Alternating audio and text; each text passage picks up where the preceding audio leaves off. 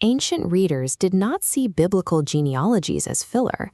To a student of the Torah, these lists of names functioned as a chain of legal evidence, a carefully preserved record used to verify a person's right to lead, to own land, or to enter the sanctuary. This authoritative record creates a specific problem for King David. His family tree contains ancestors the law expressly forbids. In Deuteronomy 23, the law is explicit. Any child born of an illegitimate union and their descendants are barred from God's assembly for 10 generations. The very next verse adds a second restriction. It targets Moabites, stating that no member of that nation may ever enter the assembly, even to the 10th generation. These laws created a boundary that David's lineage had to cross. Because his ancestry is rooted in both an illegitimate birth and a Moabite woman, the crown itself appears to be in direct conflict with the statute. The 10-generation count begins with Phares. He was born from a union between the patriarch Judah and his daughter-in-law Tamar, a relationship that the law defined as illegitimate. The name Phares literally means breach. It describes a forceful rupture. He was not the natural firstborn, but he broke through the womb ahead of his brother, establishing a precedent for those who rise to prominence outside the traditional rules. This lineage became the House of the Breach, a gap in the genealogical record where God incorporates the excluded. Yet the law remains. Each successive name represents one generation counting down to exhaust the Deuteronomy restriction. Phares' birth established a structure for the generations to follow. It ensured that the bloodline of the future king would be defined by this breach, an intentional alignment of history to eventually resolve a legal curse. By the 6th generation, the lineage reaches Salmon.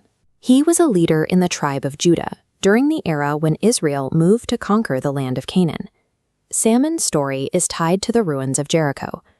Archaeologists have uncovered the deep pits and defensive walls of this city, the same place where Salmon found and married Rahab, a Canaanite woman who had served as a prostitute. Rahab was part of a nation under a sentence of destruction, yet she was spared because she aligned herself with the God of Israel. Her marriage into the tribe of Judah meant that Canaanite blood was now physically part of the royal line. In biblical numerology, the number 6 represents the Enosh, the frail or incomplete man. At this 6th stage, the genealogy remains legally and spiritually unfinished. Rahab's presence in the 6th generation demonstrates that the lineage was capable of absorbing an enemy of the state, using faith to bridge the divide between ethnic Israel and the surrounding nations. Salmon and Rahab's son was Boaz. When he reached maturity, he chose to marry Ruth, a woman who brought the lineage back into direct confrontation with the law of Deuteronomy. Ruth was a Moabite. According to the statute, her presence should have reset the 10-generation exclusion, further distancing the family from the assembly of God. But Ruth operated under the principle of Hesed, a form of covenant loyalty that prioritizes faithfulness over legal standing. She abandoned her own people and gods to follow her mother-in-law, Naomi, back to Bethlehem. The union between Boaz and Ruth brought the lineage to the 7th generation. While 6 represented the incomplete man, 7 is the number of spiritual perfection. This marriage signaled that the breach was now producing a complete and redeemed family. By incorporating Ruth, the line of Judah took on the identity of the Moabite. This physical inclusion meant that the eventual king would not just rule over foreigners, he would be related to them. The genealogy concludes at the 10th generation with the birth of David. In this system of counting, 10 signifies ordinal perfection, the point where a sequence is naturally and legally finalized. This timing is precise. By the time David is born, exactly 10 generations have passed since the birth of Phares and the inclusion of the Moabite ancestors. The restrictions of Deuteronomy are exhausted at the same moment the king is ready to take the throne.